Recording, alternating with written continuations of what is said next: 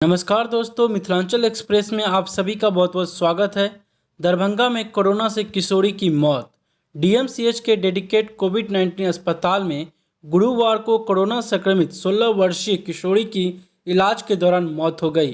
Corona की तीसरी लहर में जिले में यह संक्रमित की पहली मौत है। बताया जाता है कि सिंगवाड़ा प्रखंड के निवासी एक किशोरी को सुबह इलाज के लिए डीएमसीएच लाया गया था। जांच के दौरान उसका ऑक्सीजन सेचुरेशन मात्र 32 पाया गया था। जल्द से जल्द फ्लू कॉर्नर में रैपिड एंटीजन किट से उसकी जांच कराई गई। जांच में कोरोना पॉजिटिव पाए जाने के बाद उसे डेडिकेटेड कोविड-19 अस्पताल में भर्ती किया गया था।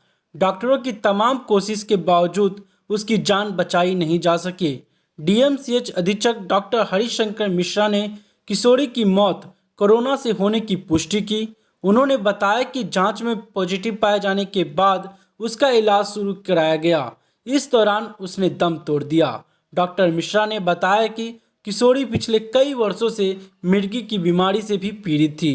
दोस्तों, हम आपको लगातार बता रहे हैं कि दरभंगा में कोरोना का कहर जारी है और दिन प्रतिदिन कोरोना के केस बढ़ते ही जा रहे हैं। और यह हालात अपने ज़िले से लेकर बिहार से लेकर पूरे देश में कोरोना का कहर लगातार बढ़ता जा रहा।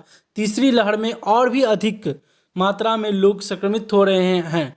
हम लगातार आप सभी से अनुरोध कर रहे हैं कि कृपया अगर घर से बाहर निकलते हैं तो ज़रूर मास्क का प्रयोग करें, साथ ही सोशल डिस्टेंसिंग बनाकर रहे, क्योंकि अभी तक खतरा टला नहीं है। आप देख सकते हैं कि लगातार कितने केस हमारे दरभंगा जिला में निकलते हैं, बिहार में निकलते हैं और हमारे देश भर में कितने निकलते हैं। वही आपको बता दें, लेटेस्ट अपडेट है कि दरभंगा में पहली मौत कोरोना से हुई तीसरी लहर में।